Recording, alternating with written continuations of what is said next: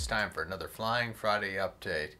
Weather in the last 2 days has not been nice. Back into the high -20s, close to -30s. The weekend, who knows? But the rest of the week or following next week looks, things are finally, we're past February, the coldest February in 115 years.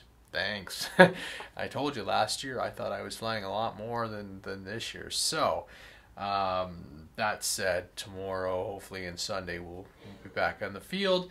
I'm going to take out the FunCub because I haven't flown that in a couple of weeks. Last time I was out with the SkyMule, I think the temperatures were so low that the servos were being affected and it flew a little weird. I wasn't comfortable, and I brought it in pretty well right away because I wasn't happy with how the ailerons were responding and everything, and it landed kind of off. And so I was thinking maybe it was CG with that new aluminum piece which held up on the ski. Thank you, Jeremy.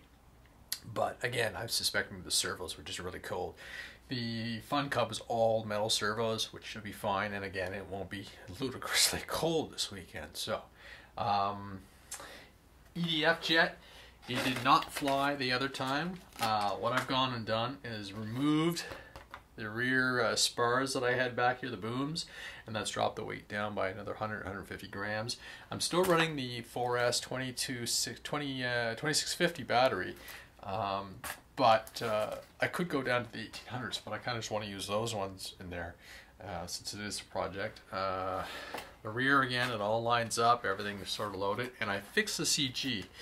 During some of the throws, it would pull and then just stall.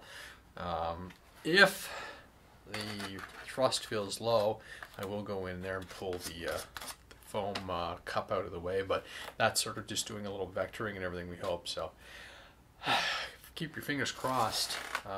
Pieces that did come in, a little eBay order, just a simple watt meter so we can see what some of the components are doing. I haven't really tested it yet, but it did light it up. That motor looked like it was doing 215 watts. I only fired it really quick because it was late and it makes a lot of noise.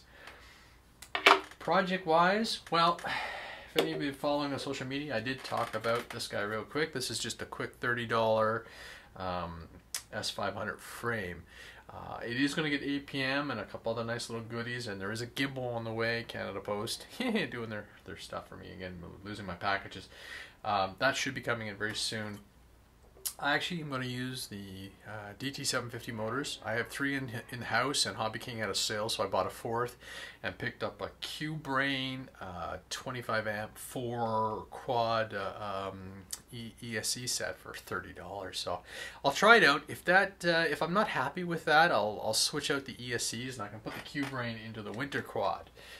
So look for this build up. This is going to take some time, but it is going to get the full. I did order the Micro Hobby King APM setup, so that should be really exciting to have that kind of technology. I've got a feeling I'm going to enjoy it a lot and end up purchasing the larger schematic and throw that into like a Versa wing or something. But take my time. I got 3 projects this year that I really want to focus in on. For the camera quad, I want a warbird with retracts. That's probably going to be the Durafly P40 when that gets released later on this summer. And the last one will become closer to winter next year. The little nano FPV something, a little nano rig that I can fly around the house. Very similar to the Blade FPV, but there are other ones in the market or upcoming that are more cost effective and probably run a little better battery wise and stuff. So we'll see.